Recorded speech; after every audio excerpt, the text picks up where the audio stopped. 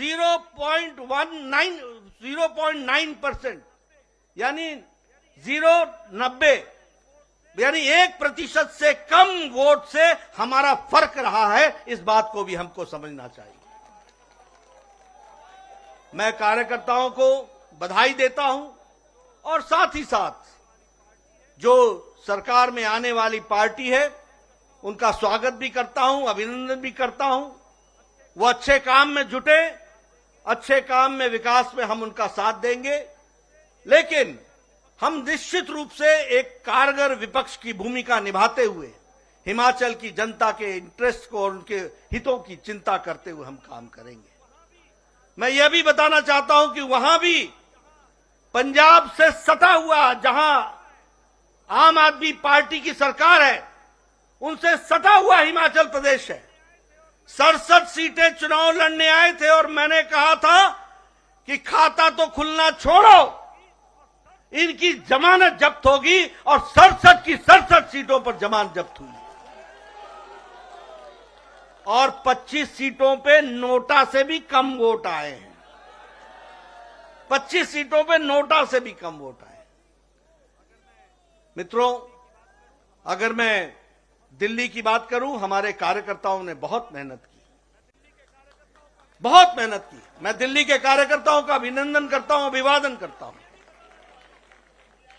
मैं ये भी बताना चाहता हूं कि यहां की दिल्ली की सरकार ने एमसीडी का 33,000 करोड़ रुपए जो एमसीडी को देने थे, वो देने से वंचित रखा। मैं ये भी बताना चाहता हूं कि 720 करोड़ रुपए जो स्वास्थ्य के लिए देने थे, उससे देने से उन्होंने एमसीडी को वंचित रखा। मैं यह भी बताना चाहता हूं कि लगभग 450 करोड़ जो शिक्षा पे खर्च होना था, ये दिल्ली के हितकारी बोलते हैं अपने आप को, इन्होंने जितना दिल्ली का हित का खनन किया है वह आपके सामने रखना चाहता हूं। शिक्षा में भी 450 करोड़ रुपए जो एमसीडी को देना था, वह देने से उन्होंने वंचित रखा। और इतना ही नहीं, जब म्युनिसिपल कॉर्पोरेशन ने कहा कि हम अपने बॉन्ड्स, म्युनिसिपल बॉन्ड्स बना करके हम जनता से पैसा उठाते हैं, हम मार्केट से पैसा उठाते हैं, लेकिन हम दिल्ली की जनता की सेवा करने के लिए आतुर हैं, तो उसका भी परमिशन यहां की दिल्ली की सरकार, जो दिल्ली विरोधी है, उसने नहीं दिया।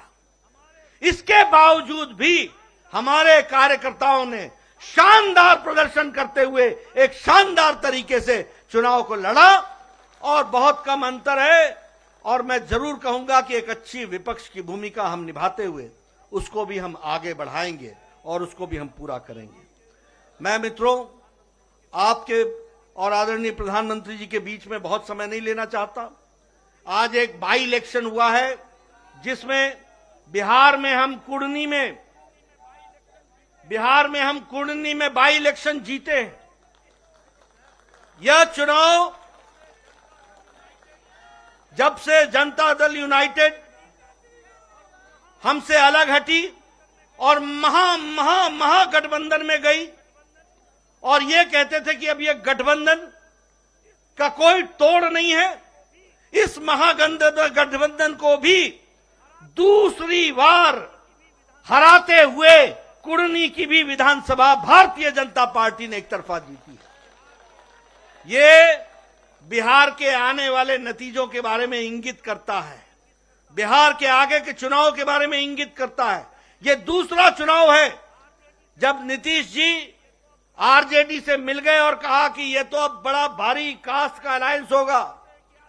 हम इनको भी ये बता देना चाहते हैं कि आदरणीय मोदी जी के नेतृत्व में चाहे उत्तर प्रदेश हो चाहे बिहार हो, मैथमेटिक्स नहीं चलता, केमिस्ट्री चलती है, केमिस्ट्री चलती है, प्यार चलता है। और लोग विकास को वोट देते हैं, आदरणीय प्रधानमंत्री जी को वोट देते हैं।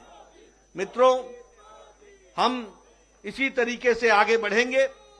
आज आपके और प्रधानमंत्री जी के बीच में ज्यादा समय न रहता हुआ, आज सच में ऐतिहासिक दिन है, जिस दिन आजादी के बाद गुजरात में हमने सारे रिकॉर्ड आदरणीय प्रधानमंत्री जी के नेतृत्व में तोड़े।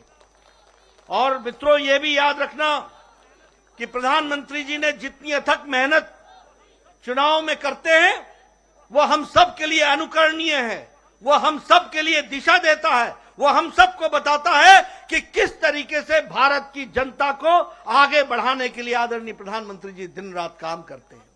मैं इन्हीं शब्दों के साथ पुनः उनका हार्दिक अभिनंदन करता हूं, स्वागत करता हूं और उनका जो मार्गदर्शन हमको मिलेगा, मैं विश्वास दिलाता हूं कि भारतीय जनता पार्टी के करोड़ों कार्यकर्ता आपके रास्ते पर चलेंगे और आपके माध्यम से देश को आगे बढ़ाने में अपना योगदान करेंगे। इन्हीं शब्दों के साथ बहुत बहुत धन्यवाद।